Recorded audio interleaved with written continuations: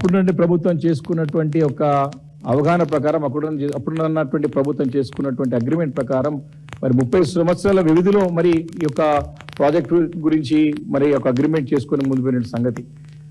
అది కూడా నగరంలో ప్రధానంగా ఉన్నటువంటి దగ్గర 250 ఎకరాల ఒక విలువైనటువంటి కమర్షియల్ భూములు ఇవన్నీ కూడా కమర్షియల్ ప్రాపర్టీస్. ఈ 250 ఎకరాలన్నీ కూడా స్ట్రాటజిక్ గా సెంట్రల్ లొకేటెడ్ ప్రైమ్ లొకేషన్స్ ఉన్నటువంటి ప్రాపర్టీస్ ఇవన్నీ కూడా కమర్షియల్ అంటే రీటైలింగ్.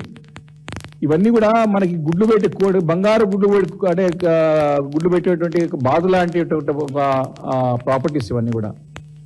ఈ 250 ఎకరాలను కూడా మరి కాజేయాలని చెప్పి తన సొంత కుటుంబ ఆస్తిని పెంచుకోవాలని చెప్పి తన అన్యాయాలకు కట్టబెట్టాలని చెప్పి చేస్తున్న ప్రయత్నమే కనపడుతుంది తప్ప అక్కడ ఎల్ఎన్టీని స్వాధీనం చేసుకోవడంలో ఎల్ఎన్టీని మేము స్వాధీనం చేసుకుంటాం, రాష్ట్ర ప్రభుత్వం స్వాధీనం చేసుకుంటాం, ఎల్ఎన్టీ వారు మరి ముందుకు సాగుతలేరు, ఎల్ఎన్టీతో ముందుకు పోతే కేంద్రం అనుమతులు ఇస్తలేదని చెప్పేసి ఒక పచ్చి అబద్ధాన్ని తప్పుడు ప్రచారాన్ని ముఖ్యమంత్రి గారు పదే చేసి ఎల్ఎన్టీ అధికారులను కాని సమయంలో మిమ్మల్ని జైలు పంపిస్తాం, మిమ్మల్ని లోపలేస్తామని చెప్పి బెదిరించిన సంగతి కూడా బాహాటంగా ఓపెన్ మీడియా పరంగా బెదిరించిన సంగతి చూశాం మనం. ఎల్ఎన్టీని బ్లాక్ మెయిల్ చేసినటువంటి పని వరకు పెట్టుకున్నారు.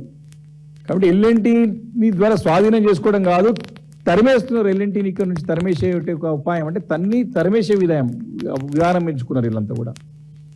దీని వెనుక ప్రధానంగా ఉన్న మతలబంతి ఏంటిది? 250 ఎకరాలైనటువంటి కమర్షియల్ భూములు, చాలా విలువైన భూములు తన అన్యాయాలు కట్టబెట్టడానికే ఈ ప్రయత్నం.